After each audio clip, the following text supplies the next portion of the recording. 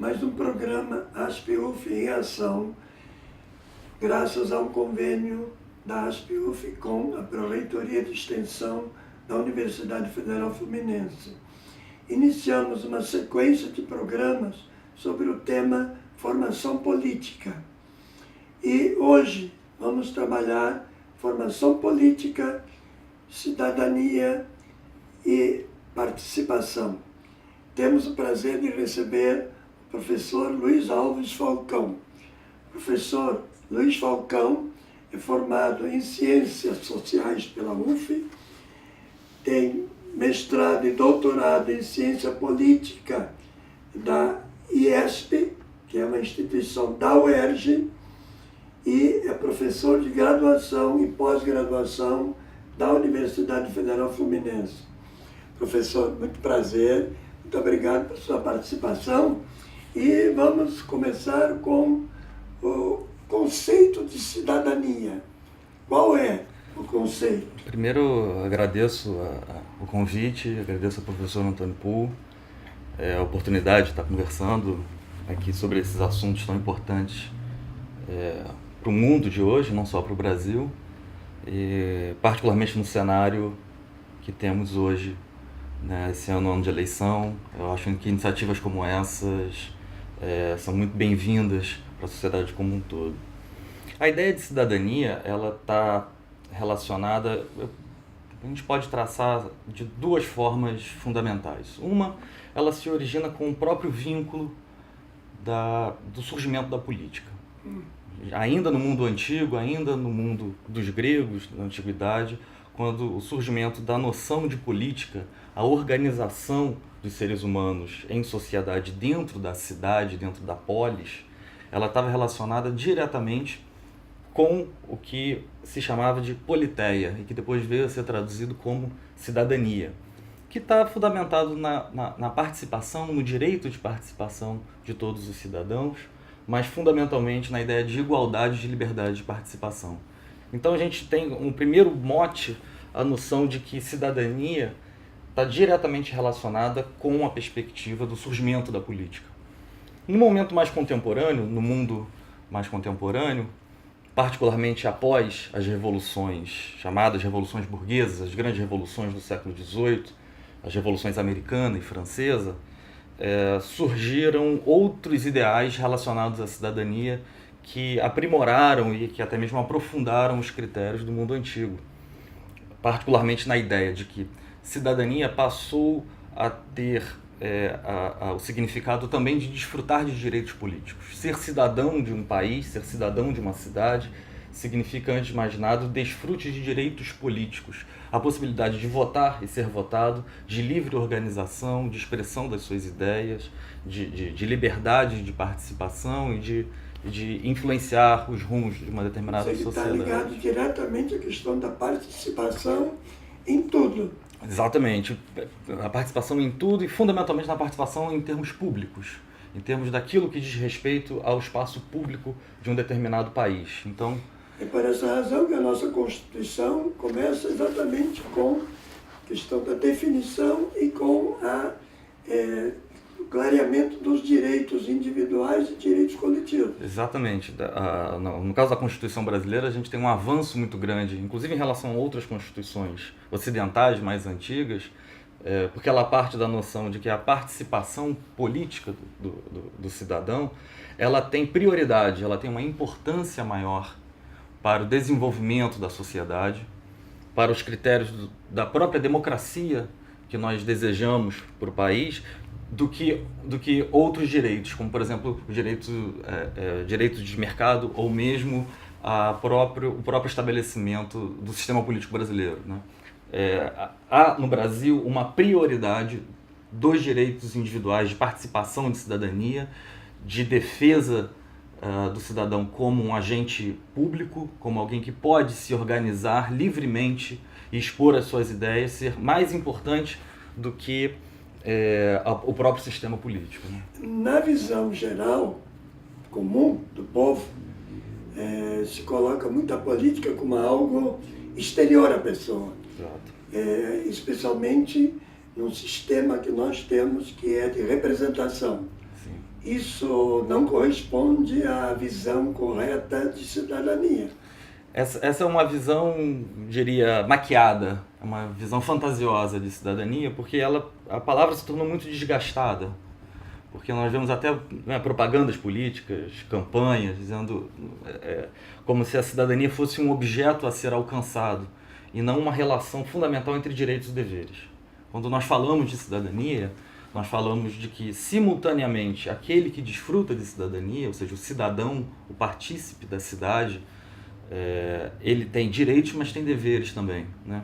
Então, além desse fato da noção fundamental de que a cidadania é uma cidadania política, ela tem dois outros aspectos também, né? Ela tem os aspectos dos direitos sociais, que também estão garantidos na nossa Constituição, são muito claros na nossa Constituição, o que significa que todos os cidadãos brasileiros têm o direito a condições mínimas de vida, de acesso à saúde, à educação e aos bens básicos fundamentais, e aos direitos civis também, né? Ninguém pode ser discriminado por sua etnia, cultura, orientação sexual, e etc., o credo, ideologia, assim por diante. Então, a gente tem a conformação de três grandes pilares: os direitos políticos, os direitos sociais e os direitos civis, que conformam o que hoje nós podemos chamar de cidadania.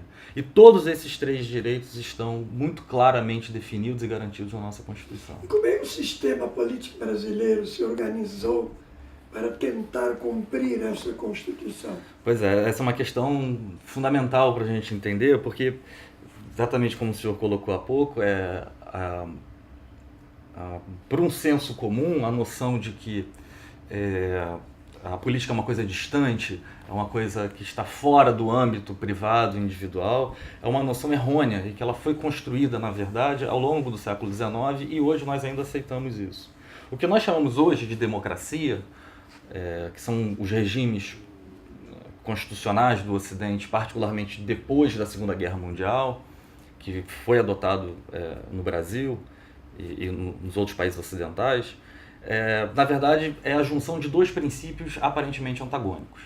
Um princípio é a ideia da soberania popular. A ideia de que, inclusive está marcado na nossa Constituição, né, de que a soberania é popular, de que nós devemos, de que o país deve se organizar de acordo com as vontades do povo. E um outro princípio é do governo representativo, de que ao exercer os mandatos, os representantes do povo estariam, de certo modo, realizando essas vontades populares. O problema não é que às vezes a gente pense que, como se imagina no senso comum muitas vezes, de que o político atua de maneira equivocada quando não representa determinados interesses, né? Mas ocorre muitas vezes que a falta de participação, a falta de cobrança, a falta de cidadania plena no exercício da atividade política é que acaba distanciando as instituições e os políticos eleitos propriamente da população em geral. Não lhe parece que, de alguma maneira, o fato do voto ser obrigatório faz com que o cidadão deposite seu voto, depois esquece no seu representante?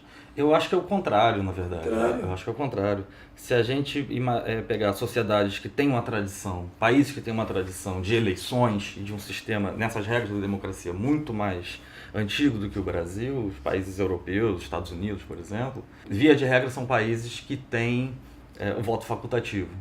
E o índice de participação é muito baixo, em geral, né? Chega em alguns lugares, em algumas eleições americanas, há dados de que menos da metade da população que tem o direito a voto não participa. Isso em países de democracia muito mais consolidada, muito mais historicamente enraizadas na sociedade. No caso brasileiro, que nós temos uma democracia muito recente, né, dependendo do marco, pelo menos dos anos 80 para cá, nossa Constituição é de 88, isso se torna mais complicado. Então é necessário a gente ter claro também o seguinte, que para exercermos plenamente a nossa cidadania dentro de um quadro democrático, ainda é necessário ter o voto obrigatório, né? A gente no conceito, isso não pode passar um pouco a ideia de que o representante, o deputado eleito, ele se considera como sendo dono do seu mandato, dono do seu... e se considera como sendo um legítimo, e é legítimo representante do povo. mas não está voltado para o povo. Essa é uma outra discussão que cai na ideia de representação, né? No fundo é o seguinte, porque nós no Brasil ainda não resolvemos isso. De quem é o mandato? Essa é a pergunta fundamental, né? Porque nós temos um sistema político que busca cruzar, busca identificar um mandato entre dois grandes vetores. Um vetor é a chapa, é o partido político, né? Tanto é que os primeiros dois números de qualquer eleição para legislativo são os números do partido. O que isso significa? Que antes de votar no determinado candidato, na pessoa, o voto ele é destinado ao partido. Em segundo lugar é que o voto vai para aquele candidato. Isso representa bem uma noção de que, no fundo, o que ocorre no sistema político brasileiro é uma confluência entre um sistema de representação via partido e um sistema de representação via mandato. Uma das alternativas postas no Congresso atualmente foi exatamente essa de que nós votássemos, o cidadão votaria primeiramente no partido e o partido faria uma lista de prioridade.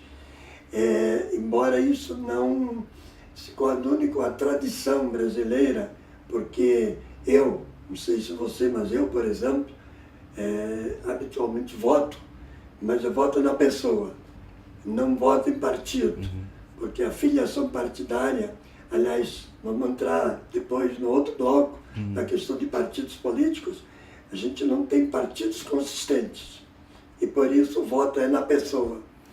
Esse é um problema, mas nós podemos atacar esse problema na ideia de que nós precisamos definir de quem é o mandato. Há uma insegurança jurídica muito grande em relação a quem é o mandato. Se o mandato é da pessoa que foi eleita, se o mandato é do partido ao qual essa pessoa é filiada, ou se o mandato é da chapa, ou mesmo se o mandato é dos eleitores que o elegeram. Então, a gente precisa enfrentar esse debate e definir com mais clareza de quem deve ser o mandato, antes de tentar definir... Há umas tentativas, inclusive, de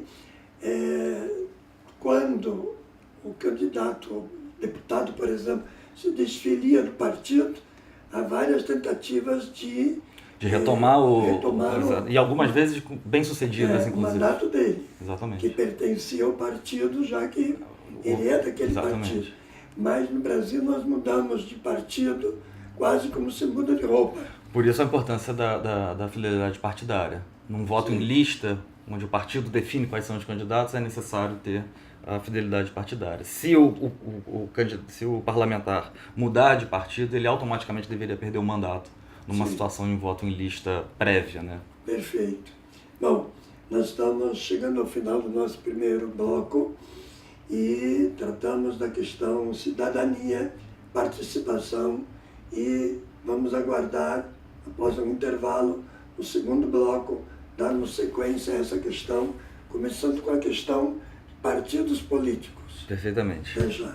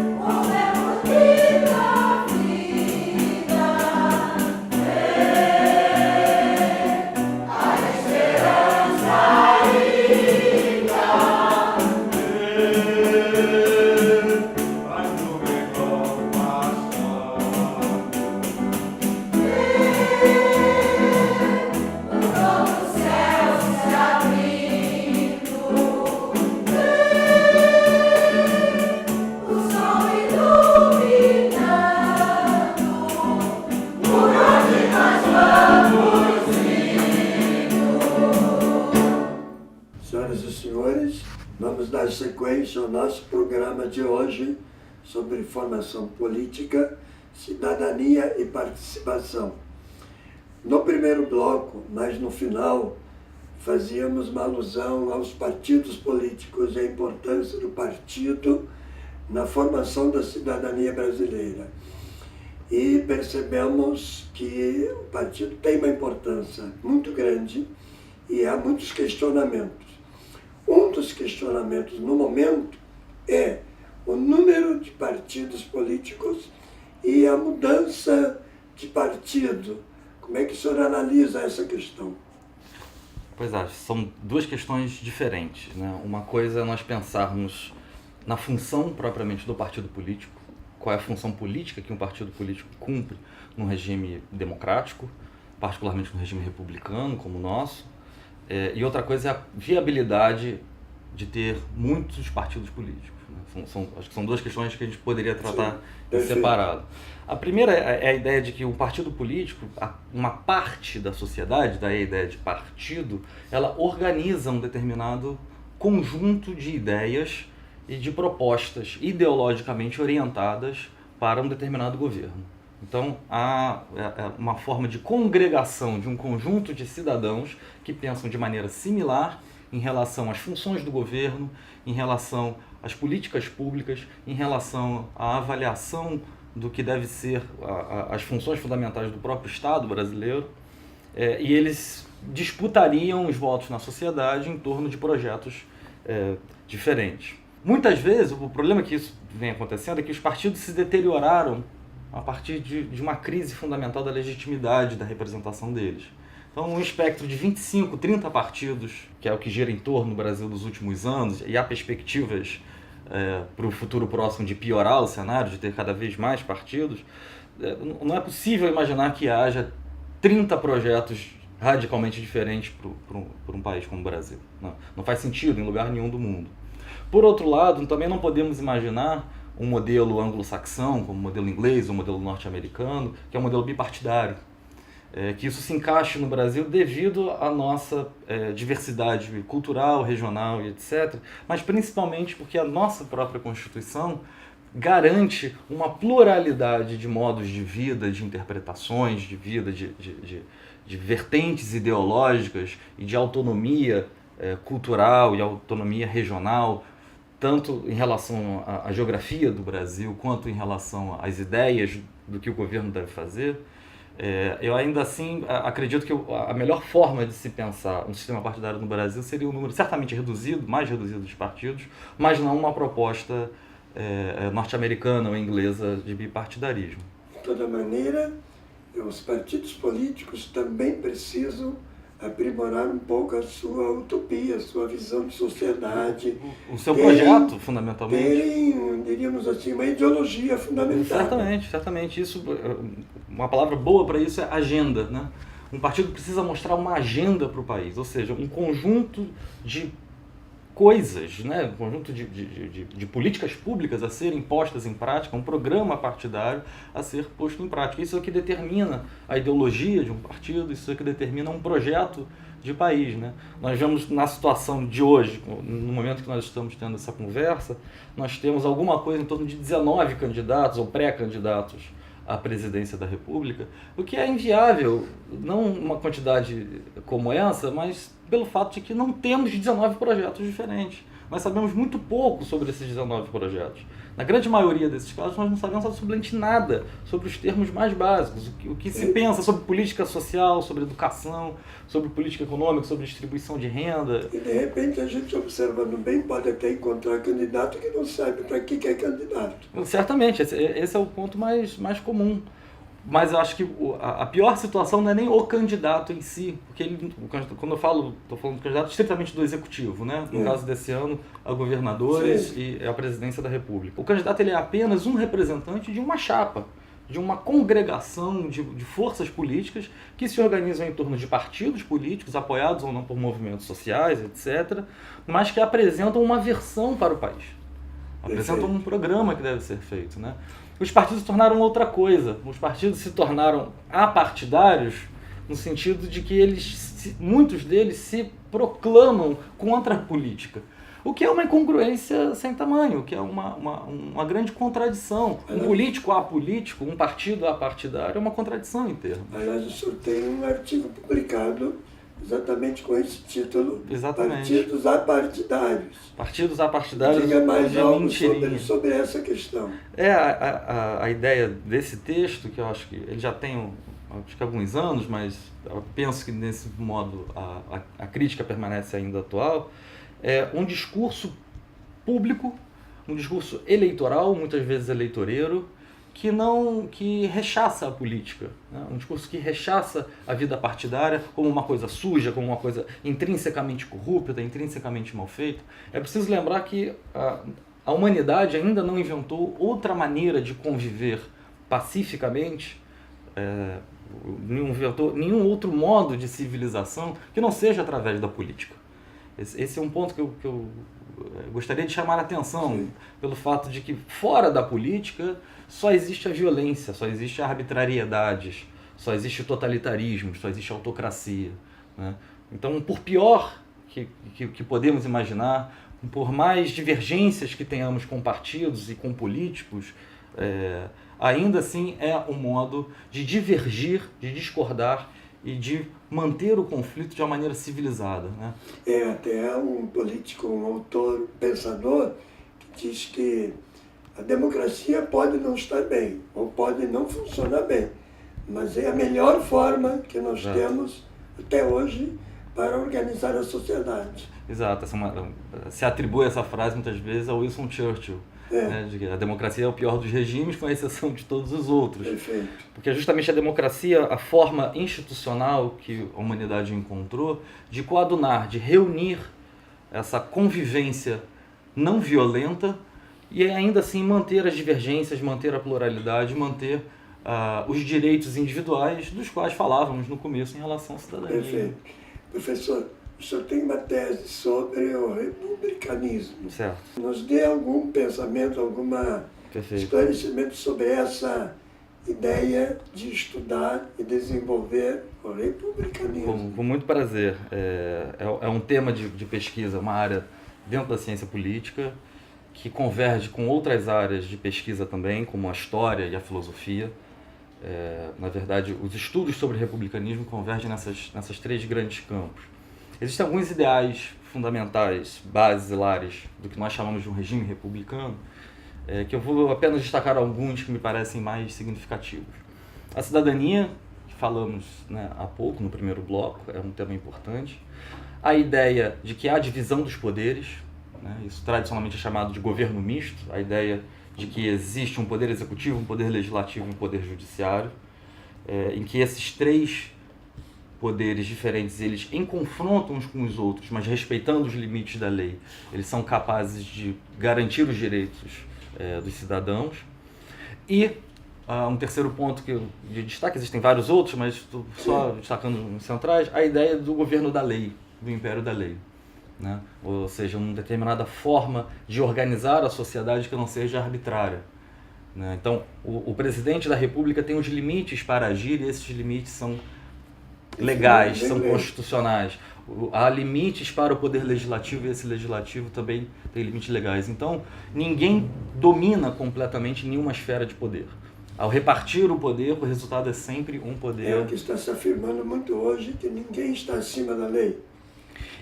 Eu começo a desconfiar desse tipo de avaliação quando nós vemos interpretações e reinterpretações por parte do judiciário que cada vez mais avançam em cima das funções legislativas, né?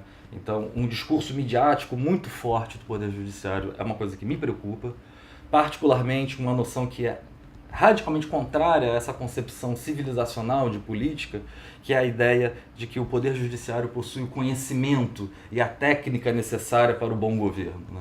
Não há ninguém que possua o conhecimento para o bom governo. No fundo, o próprio ideal democrático é parte da noção de que o bom governo é um governo legítimo, é aquele no qual as pessoas de fato participam. E aí nós chegamos à politização do judiciário, como é o caso brasileiro nesse momento. E a judicialização da política, que é o outro lado da mesma moeda. Perfeito. Então nós vemos situações esdrúxulas nas quais observamos exemplos de que o Poder Judiciário interfere diretamente na condução de uma agenda de governo que foi eleita. Isso já tem dados mostrando isso recentemente. E o Legislativo está, inclusive, cooperando com isso, quando volta e meia encaminha para o Judiciário alguma questão que é especificamente do Legislativo e tem que ser resolvida no Legislativo. Certamente, uma prática que tem se tornado comum no Poder Legislativo.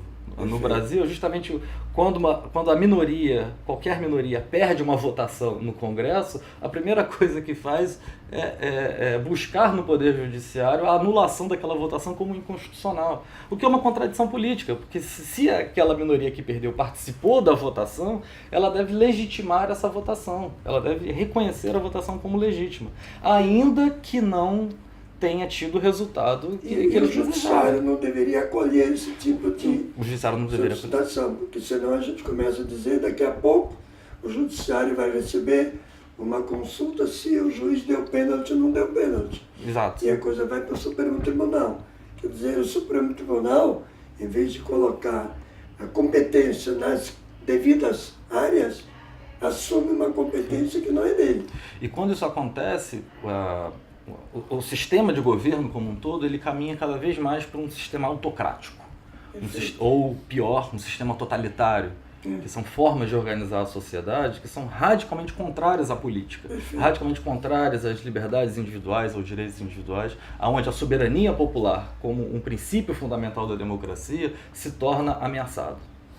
Isso eu gostaria de chamar a atenção em relação a isso, para o fato de que, ao acreditarmos que o judiciário resolverá todos os problemas, de que o conhecimento e a técnica do poder judiciário é capaz de tomar o lugar da política, nós estamos dando aval para um regime fundamentalmente autoritário, um regime antipolítico. Então, por pior que nós achemos do que é a política, ainda assim é o único caminho para conduzirmos os nossos negócios. Eu vou lhe colocar uma questão que o professor Fábio Conder Comparato afirma, diz assim: a Constituição de 88 abre-se com a proclamação solene de que a República Federativa do Brasil constitui-se em Estado democrático de direito.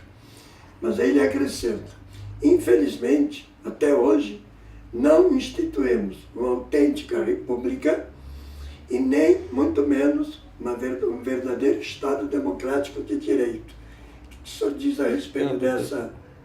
Eu acho, o professor Fábio Comparato é um grande intelectual, mas eu acho que essa posição é uma posição muito crítica, muito dura em relação ao que nós vivemos e muito sagaz, é um insight muito bem feito dele, na medida em que ele junta dois princípios que conversávamos há pouco. Um princípio republicano, que é a ideia de Estado de Direito, ou seja, ninguém está acima da lei, quem governa é a lei, e há um mecanismo institucional para que a lei seja de fato soberana, e de outro lado, essa lei só pode ser efetivamente legítima quando sancionada por princípios democráticos. Então é a junção de dois princípios fundamentais, um princípio republicano do governo das leis e um princípio democrático da soberania popular. Ambos estão ameaçados na medida em que nós vemos que leis no Brasil estão sendo utilizadas contrariamente aos próprios princípios da soberania popular. E muitas vezes uma ação, uma atitude mais popular, muitas vezes está também desrespeitando os princípios do governo das leis. Nós estamos chegando ao final do nosso programa. Queremos agradecer muito ao professor Luiz Falcão pelos belíssimos esclarecimentos que nos deu e pela análise do tema formação política, cidadania e participação. Professor, muito obrigado. Eu que agradeço, parabenizo a iniciativa da ASP, estou à disposição para próximas conversas. Mantenha esse contato conosco para este programa e outros ASP UF em Ação. Muito obrigado.